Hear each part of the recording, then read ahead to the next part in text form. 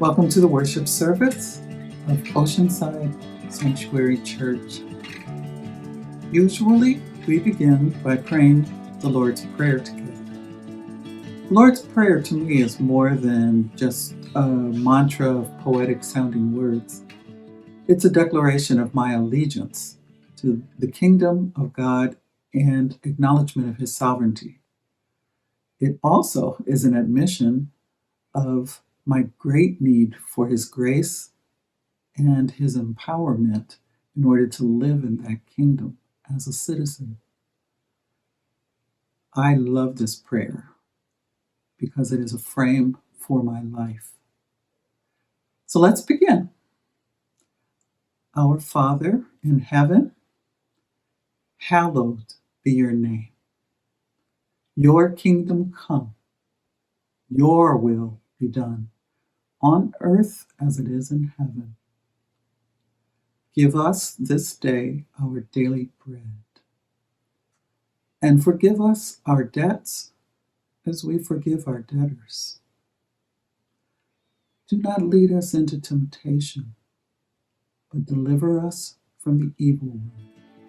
For yours is the kingdom, and the power, and the glory forever. Amen. Well, good morning, Oceanside Sanctuary. I am not bringing the teaching message today.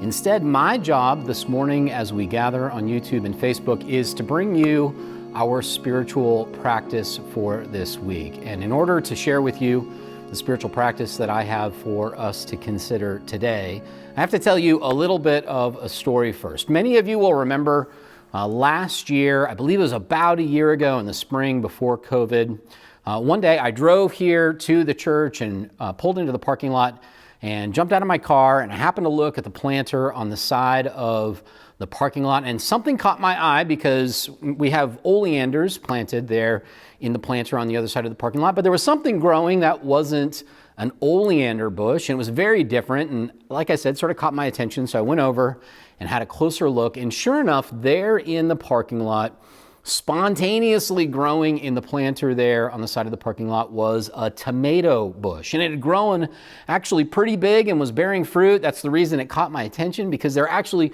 red tomatoes growing on the bush. And I just thought this was incredible. You know, we aren't trying to plant fruits and vegetables on the property here, and yet somehow spontaneously a tomato plant had grown. And around that time, about a year ago, I think I shared that story in a message here at the church and talked about, the good things that God was doing in our midst. Now, recently, I had the privilege of bringing a teaching to another church here in the Pacific Southwest region of our denomination in the Disciples of Christ. And this is a church outside of San Diego County that is struggling and has had some rough times recently, and actually doesn't currently have a pastor, and it looks like that church is very likely going to close down or maybe continue in a smaller form in some way. And so they've asked pastors to bring their message every week because they don't currently have their own pastor. So last Sunday, I have the privilege of bringing the teaching for them. And when I did, I felt really compelled to tell them this story about the wild tomatoes growing in our parking lot here at the Oceanside Sanctuary last year. And in doing that, I shared with them a passage that story really brought to mind. And I just want to share this one simple verse with you. It comes from John chapter 12, verse 24. It's a very familiar passage of Jesus, and it says this: "Very truly, I tell you, unless a grain of wheat falls into the earth and dies, it remains just a single grain. But if it dies, it bears much fruit." And what I told that church in sharing the story and sharing that passage was that it was important for them as a church, even going through such a difficult experience, that they not fight against death, but rather that in a very real sense, they embrace it. Because part of our Christian calling, our Christian vocation, is to embrace the kind of death that brings forth new life. And I have to be honest, I don't really know this congregation very well. They don't know me very well. And so I felt a little vulnerable sharing that word, that message, because, it could be taken the wrong way. It could be taken as a kind of offense, to basically say to this church that's really struggling that they need to embrace death, that they need to quit fighting to stay alive, but rather that they needed to become like that seed that breaks apart so that God can bring new life. I wasn't quite sure how they were going to take that, but it's what I felt like I needed to share, and so I did. And the very next day, this Monday, just of this last week, I received a text message actually from one of their congregants. She sent me a text that said this: "A sign from God. 2 volunteers working in the front of our church today, repairing some damage from a homeless guy, found this tomato plant. I'm remembering your sermon message on Sunday, called me to come out and see this sign. And they asked me to share it with you." And this really kind of made my day, because it told me a couple of things. It told me that I was right to share that message with them, that it gave them a sense of hope, that they received it in the right way. And also, how fun is it that they, after hearing that message, went out into their own parking lot and found their own sort of spontaneously growing tomato bush. It reminded me of a couple of things that I want to share with you today for our spiritual practice. And the first is this. I think one of our most important spiritual practices is just our ability to give to others what we have when they are struggling and in a time of need. We have all kinds of experiences, we have all kinds of lessons that we've accumulated in our lives. God has spoken to us in a wide variety of ways, especially through our world, especially through nature, like in this example, and has brought hope to us in so many ways. And when that happens, it produces life in us. Last year, when we saw that tomato plant growing here at our church, it sparked a whole conversation about what it might look like for our church to become more fruitful. And number 2, the second thing I wanted to share with you today is not only do we have experiences, not only do we have these little bits of encounters that we have had with the Spirit of God, but we have the ability to share those with other people who are going through similar situations and similar circumstances. And when we do, that can be really hard. It can be really vulnerable to share that, because we don't always know how it's going to be received. And of course, we need to be careful and considerate and thoughtful about the way that we share things and the way that we speak, and really ask ourselves from their perspective if it really will be life-giving and helpful to them. But having done our very best to be kind and considerate and thoughtful and to see things from their point of view, there still comes a moment when we face that sort of moment where we have to jump off a cliff and share something that we hope will be helpful to them. And that really does take a leap of faith. And when it works, God always seems to bring back around that sense of encouragement, that sense of life, that sense of blessing. And oftentimes it feeds us in return. When I received that text message this last Monday morning, I was so excited to find out that what I shared with them hadn't been offensive, but had been a sign of real hopefulness to them. And I was amazed that God brought about this sign, this similar experience in their own parking lot that confirmed that this indeed is something that they need to learn to embrace. And I want to encourage you to do the same thing. So the spiritual practice I want to invite you into today is to reflect on how God has inspired you lately, how God has filled your heart with a sense of hope. What little lessons has God taught you through the world around you or the relationships you have that has really brought you a sense of hope and comfort and joy and peace? And then the second part of it is, who is it that God is calling you to share that with? How can you share a word of encouragement to others in a time when we really need it? Now, I just want to encourage you to take time this week to really sit down and ask how you can share a word of encouragement with others during these difficult times. And if you do that, if that's something that you take that leap of faith and step out to do, I want to ask that you'd share it with us. Come onto our Facebook page and pop in the comments and tell us what happened, or send us an email at the church, or give us a call and let us know how it is that God has inspired you to provide encouragement to others during this difficult time. And how did that turn out? How did it work out and come back around to be a blessing to you in return? That's all I have for you today. I know it's a very simple thing. It's not the typical sort of spiritual practice, but when this happened this week, I really felt like it was something that I needed to share. And so I hope that's helpful to you. And I pray that you guys are staying safe and healthy and well wherever you are. And I hope that you'll stick around and join us for the rest of our worship service today. God bless.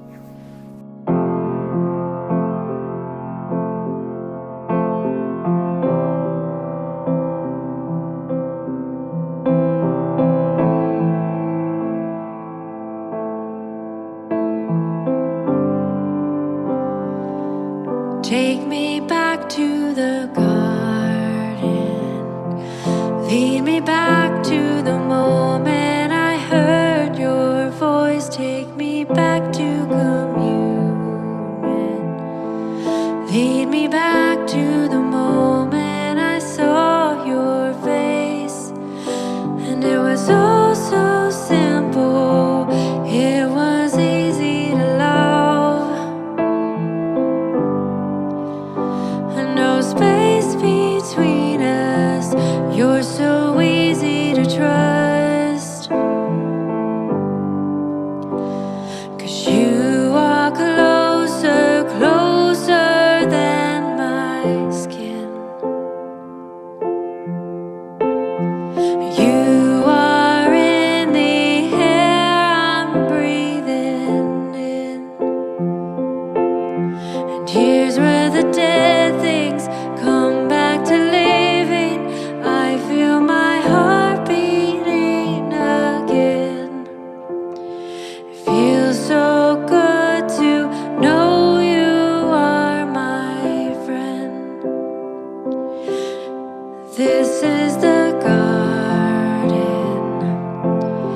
Here in the place I find you close. This is communion. Here in the place I'm finally known.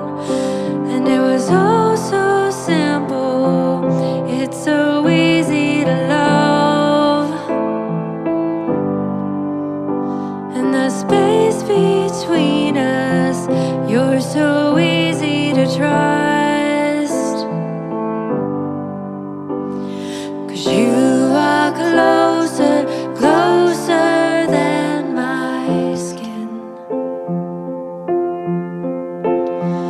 You are in the air I'm breathing in. And here's where the dead things come back to living. I feel my heart beating again. It feels so good to know you are my friend. 'Cause you are closer, closer than my skin. You are in the air I'm breathing in. And here's where the dead things come back to living. I feel my heart beating again. It feels so good to know you are my friend. It feels so good to know you are my friend.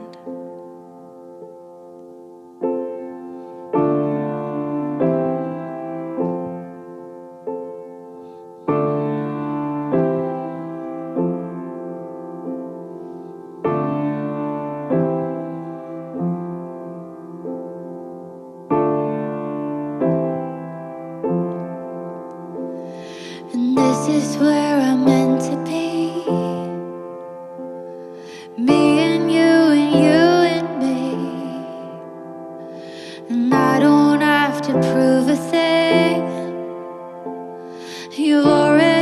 approved of me. And this is where I'm meant to be. Me and you and me. And I don't have to prove a thing. You're already approved of me. You are closer, closer than my skin. You are in the air I'm breathing in. And here's where the dead things come back to living. I feel my heart beating again. It feels so good to know you are my friend. It feels so good to know you are my friend.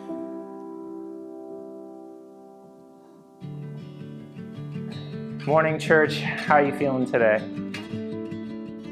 No, really, how are you feeling today?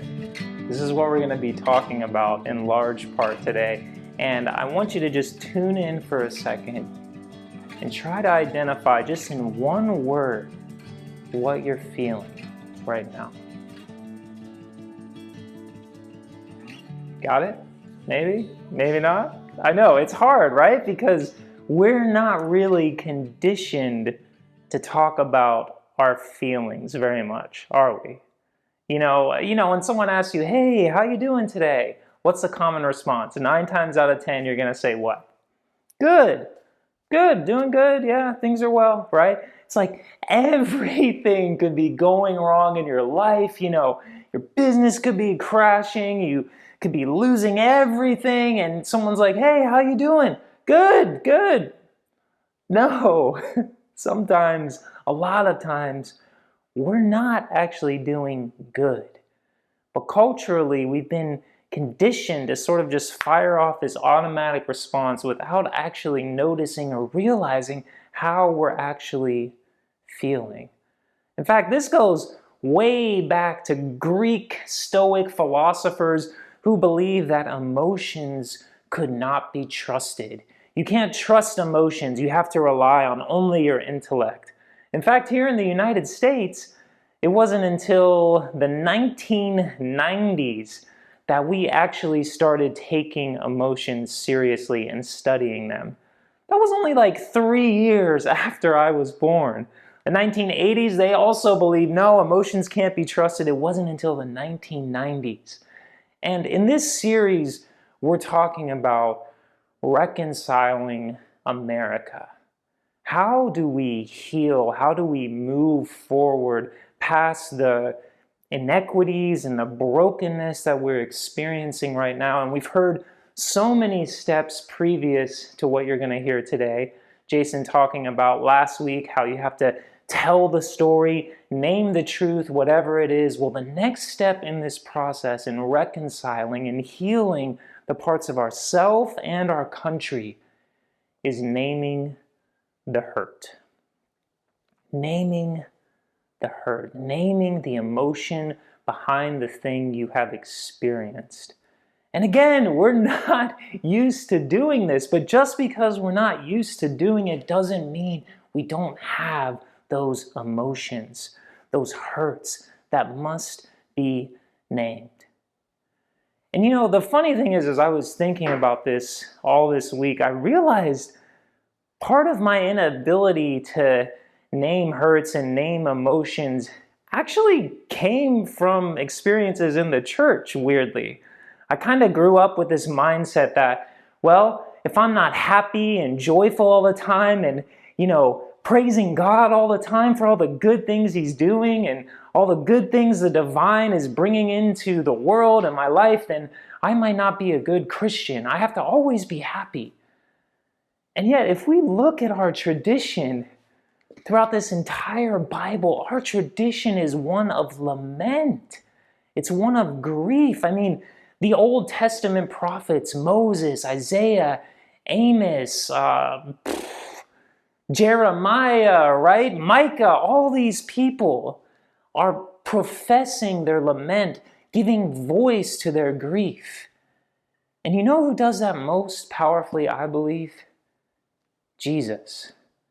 And that's what we're going to look at today, how Jesus names his grief, and how in many ways he's teaching us to name ours.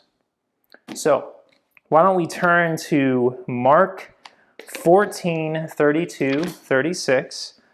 Mark 14:32-36. If you don't have your Bible, that's okay. We're going to put it up on the screen for you as well. Now let me set up this just a little bit. So every week we celebrate the Lord's Supper, right? It's the Last Supper before Jesus is about to be betrayed, is about to start the road to Calvary, the cross. But between the Last Supper and the final betrayal, we have this moment where Jesus goes into the Garden of Gethsemane. And the Garden of Gethsemane was between Jerusalem and the Mount of Olives. And at the Mount of Olives, it's where they took olives and they crushed olives, right? Crushed them down into olive oil. And in many ways, that's what's happening to Jesus in this scene in the Garden of Gethsemane. He's being crushed down, the emotional weight of the betrayal that he knows is about to come, the journey he knows he's about to embark on. He knows everything that's going to happen, and he's being crushed by the weight of the emotional turmoil that he's experiencing. And let's see what he does. Mark 14:32-36. They went to a place called Gethsemane, and he said to his disciples, "Sit here while I pray." He took with him Peter and James and John and began to be distressed and agitated. And he said to them, "I am deeply grieved, even to death. Remain here and keep awake." And going a little farther, he threw himself on the ground and prayed that if it were possible, the hour might pass from him. He said, "Abba, Father, for you all things are possible. Remove this cup from me. Yet not what I want, but what you want." This is such a powerful passage. It confuses sometimes everything we thought we knew about God. This all-powerful, almighty God who's got it all figured out and, surely can't feel our pain or know what we're experiencing. And yet the incarnation of God in Christ, the God revealed in human form, is deeply grieved, suffering, feeling the pain of the betrayal, of the oppressors that are on their way, of the anticipation of what he's about to go through, deeply grieved. And what does he do? He names it. He doesn't hold it in. He doesn't deny it. He names it. He says, "I am deeply grieved, even to death. Remain here and keep awake." God feels our pain. Not only does God feel our pain, but God names the pain. And you may be wondering, well, okay, yeah, he named the pain, but did that change anything? I mean, nothing really changed, right? Well, no, I believe that by him naming the pain, he found the strength, the courage to continue on. Look at the end of this verse. "Abba, Father, for you all things are possible. Remove this cup from me. Yet not what I want, but what you want. Yet not what I want, but you want." You see, when we name our pain, we move past the stage of grief, past the stage of denial, and into a new potential. Jesus shows us how to name our hurt so we can heal and move forward. Because research shows that when we don't name our hurt, that these hurts stay trapped in our body. It's called cellular trauma. That literally our cells, our DNA, the structures of our very being start to change into unhealthy outcomes. They've shown now that psychological stress that gets trapped in the body can be just as painful as literal physical trauma. It's sort of like, have you ever experienced this where you're talking with someone and you say something and all of a sudden they just like completely flip out on you and you're just like, whoa, holy crap, what? Sorry, I didn't mean that. I was just talking about that other thing. And they're like, yeah, no, I know, sorry, that was, I don't know what happened. I don't know what that was. Well, that's unprocessed grief. That's what happens when we aren't able to name the hurt. This stuff gets trapped up, it builds up until it explodes out in unhealthy ways. AKA America, right? This is a lot of what we're seeing in America right now, this unhealthy explosion of rage and white supremacy and nationalism and the continual racism that Black and brown communities experience because America has not gotten very good at naming the hurt, at being honest about what's happening right now and what has happened previously. This happens on a collective level, but also on an individual level. But we also know that when we name the hurt, when we give voice to the hurt, we also know through research the powerful effects of that. For instance, UCLA did this study where they put two groups of people who have arachnophobia, which is essentially a really deep psychological fear of spiders. So they put these two groups in the room and they did this little test where they had spiders in the room. And they instructed one group to name the feelings as they were experiencing the spiders, right? So, oh my God, I'm scared, I can't do this, I'm fearful, I feel panicky, I feel anxious.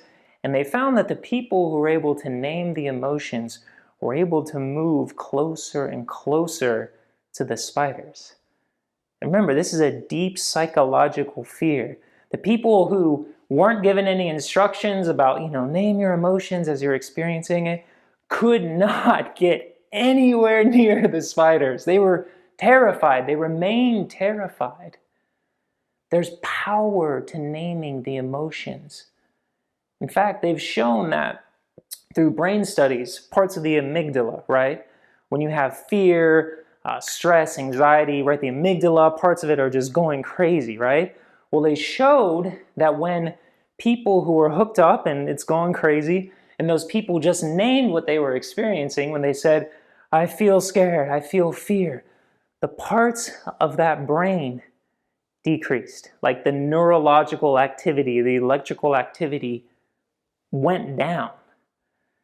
Because there's this contemplative thing that happens when we name the fear. We become aware of it, we notice it, we recognize it, and it starts to decrease.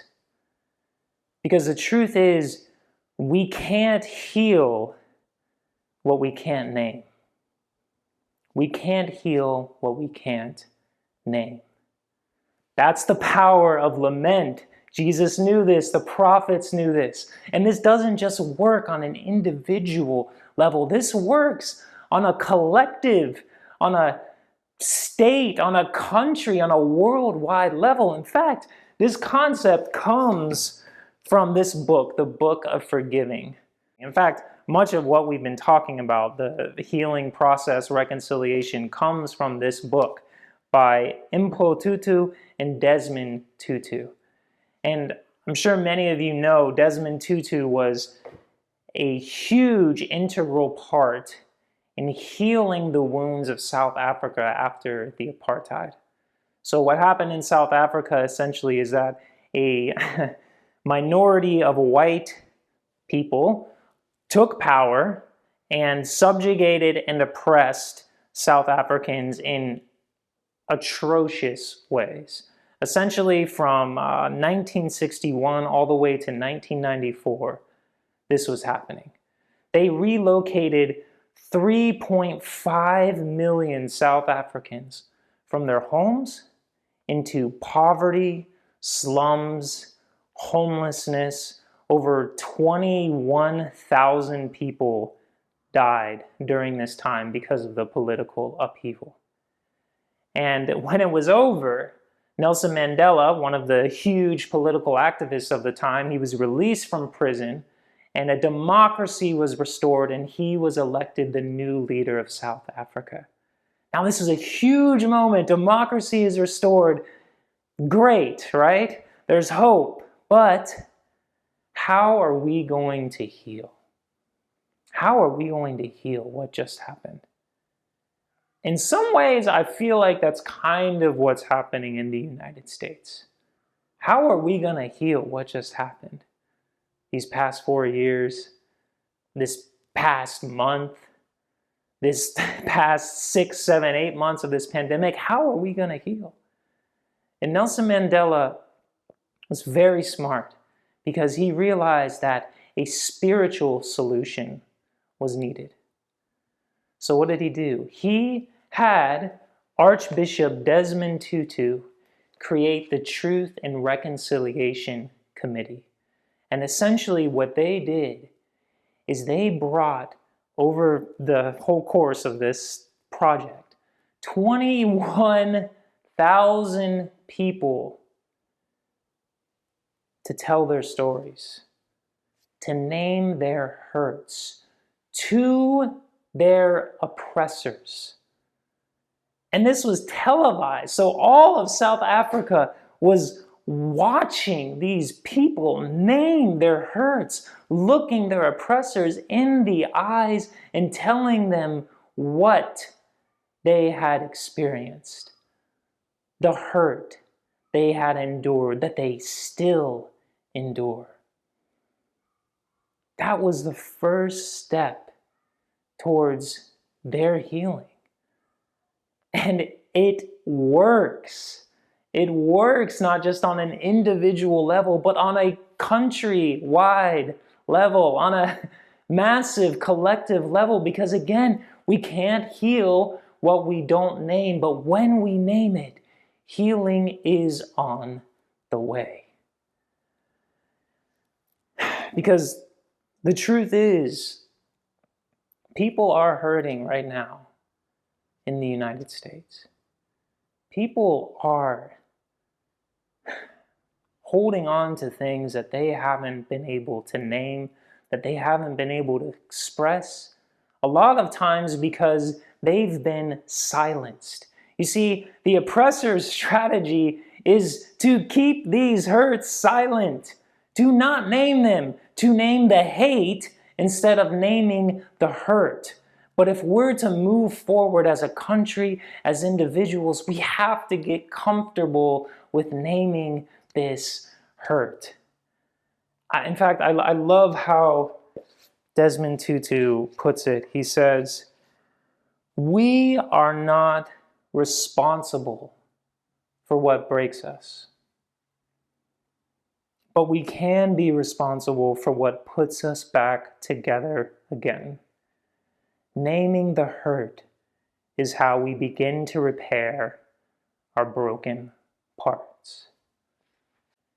You know, when we think about the indigenous communities of America, the black and brown, the people of color, the marginalized, the oppressed, the LGBTQ+, I mean, the list goes on and on of people who have been subjugated and oppressed, we have to know and realize that they are not responsible for that. If you've been hurt by someone, you are not responsible for that hurt. But as people of faith, we are responsible for naming it and hearing the hurt. So, how? Okay, how are we going to do this, right? Because if this isn't practical, then it's really of no use. So I want to really make this as practical as we can. And I think we find some practical steps not only through the life of Christ, but also through the real life of people who have gone through this process. So the first thing is, number one, identify your feeling. And it's simple, but not simple. It starts with a simple, I feel blank. I feel what? Right? Jesus, I am deeply grieved, even to death. What are you feeling? What has that hurt made you feel? We have to get comfortable talking about our feelings, naming our feelings in every moment. We have to be able to circumvent that cultural norm of, yeah, good, how are you doing? Good. No, sometimes you're not doing good. It's okay. I feel tired. I feel sad. I feel anxious. Oh, okay. Yeah, let's talk about that, right? Number two, remember that no feeling is wrong. No feeling is wrong, right? Jesus, in this passage, he's not going, oh God, I know I shouldn't be feeling grieved. I know I shouldn't be feeling this way. Oh, you're right, God, never mind. Let's not talk about it. It's okay. No, he was deeply grieved, and he just named it because he knew it wasn't wrong, because God gives us all of these emotions for a reason. God feels all of these emotions with us. They're not wrong. They're a part of being a human, being a witness to what it means to experience the suffering of others in solidarity with others, suffering of our own experience. My suffering's your suffering's my suffering. Our suffering is God's suffering. No feeling is wrong. Number three, find someone to tell, like Jesus did, right? In this passage, find someone to tell that you trust, that you know isn't going to judge you or make you feel a certain way about how you're feeling. Find someone to tell. Who did he tell? He brought his three favorite disciples. He took with him Peter and James and John, and he told them how he felt. Peter, James, and John didn't go, oh, come on, Jesus. You're fine, dude. Don't worry about it, man. You're God, right? No, they knew. They knew his grief because they were feeling it too. And here's a really important thing that we have to do, especially if we are in places of privilege, like me, white guy, heteronormative, able-bodied, right? The thing we have to get really good at is hearing the hurt without judgment, without condemnation, without telling them that what they're experiencing can't be true, because I don't experience that. That can't be true. No, it's true. They're naming their hurt, and we need to listen. We really need to listen. And if you don't have someone who you feel like you can name your hurt to, remember that you have God. Jesus bore it all out to God. And this is something I'm honestly uncomfortable with, and something I've been working on, is just talking to God about my hurt. Like, God, I am confused right now about what's going on in this country. I have no idea what to do. I feel sad. Go to God. Go to God. And lastly, the fourth step, move forward. See, when we name our hurt, we move out of denial.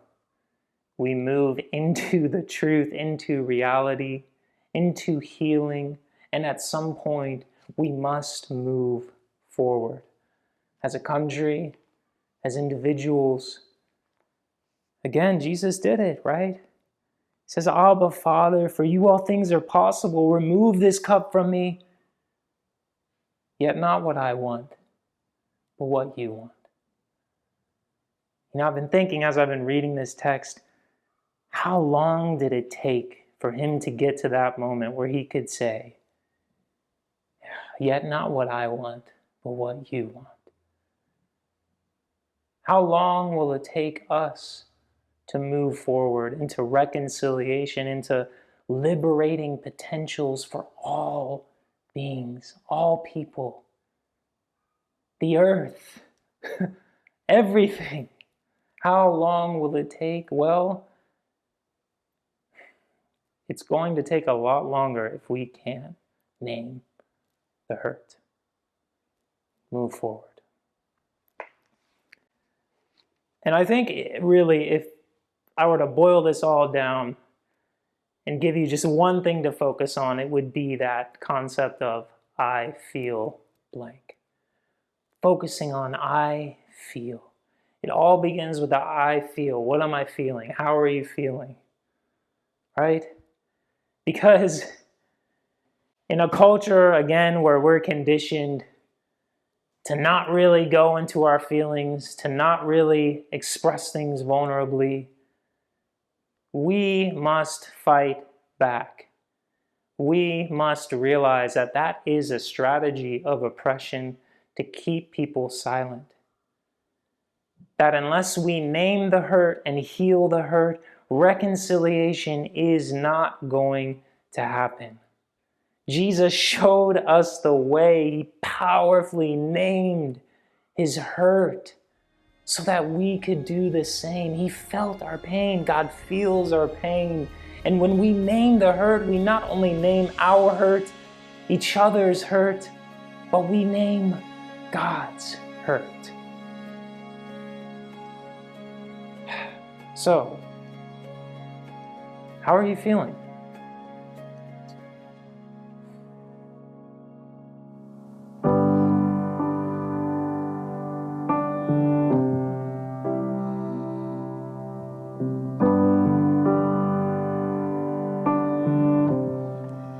If my heart could tell a story,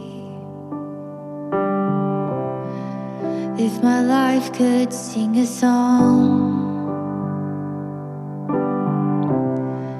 if I have a testimony,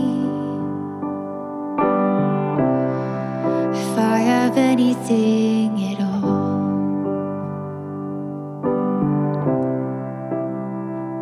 no one ever cared for me like Jesus. His faithful hand has held me all this way. And when I'm old and gray and all my days are numbered in the earth, let it be known, in you alone my joy was found.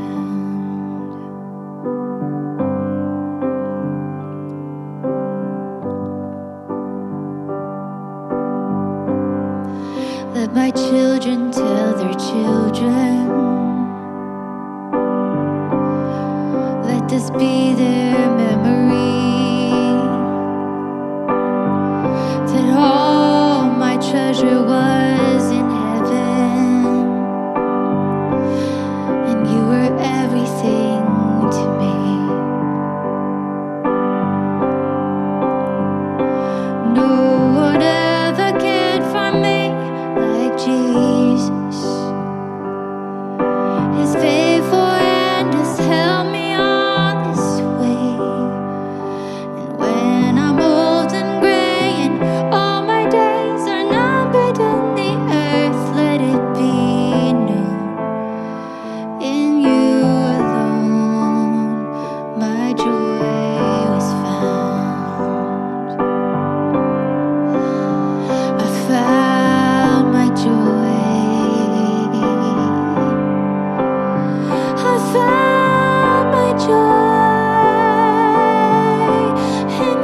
says,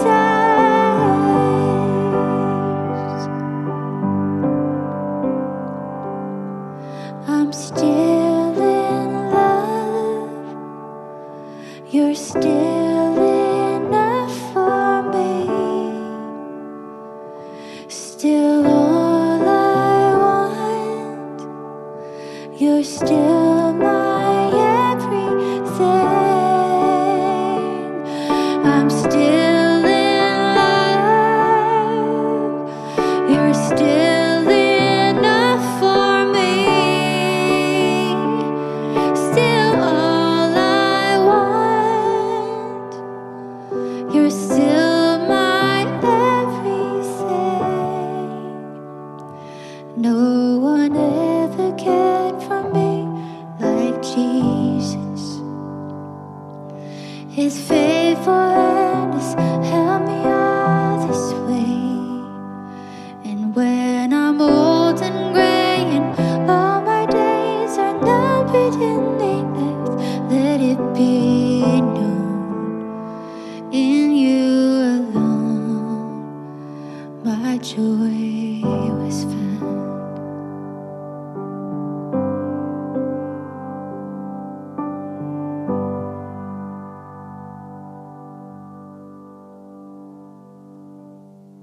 OSC! Good morning, good morning. Jordan here, going to lead us into communion this morning, aka the Eucharist, aka the Lord's Supper. Whatever is your flavor, that's what we're about to do. Phew! I love this ritual. I think it's so important in times of distress, in times of chaos, in times of sorrow.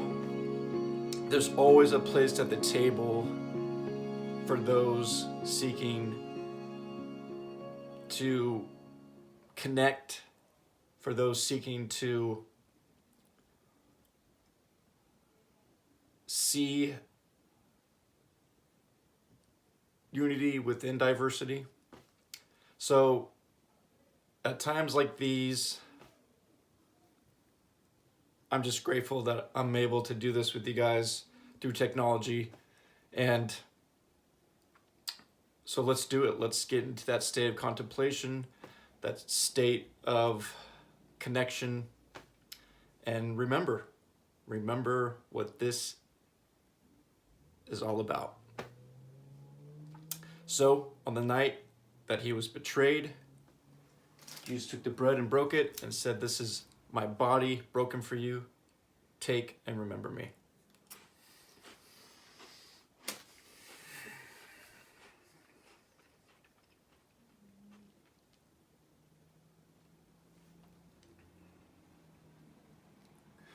He also took the cup that symbolizes the new covenant of grace and forgiveness and said, "This is my blood shed for you. Drink and remember me."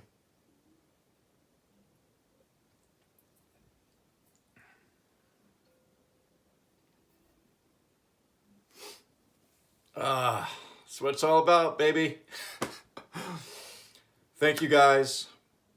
Let's take that spirit of connection throughout the week and remember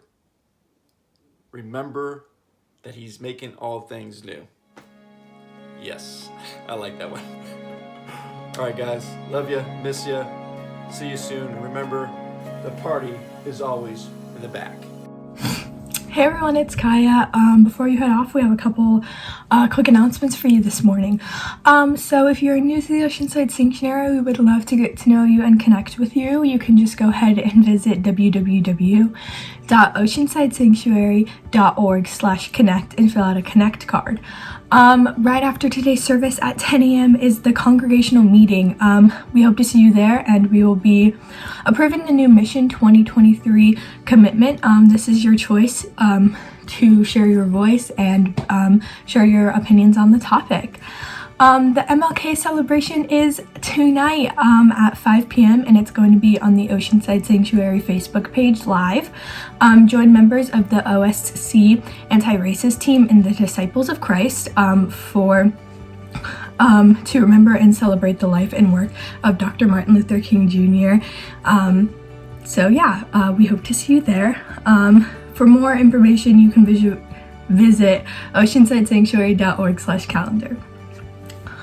February 6th is the Roots class, Saturday only, on the 6th from 9 to 12:20 p.m. The Roots class is our introduction to the Oceanside Sanctuary for those who are new to our church and want to get to know a little bit about us. We are going to be covering the history of the church and the faith. So yeah, if you need more information on that, you can visit oceansidesanctuary.org/calendar. Finally, how to support our mission. Oceanside Sanctuary is a non-profit and we rely on the gifts and donations of people just like you. If you'd like to support our mission, consider giving a gift today at oceansidesanctuary.org/give. Thanks everyone and have a great week.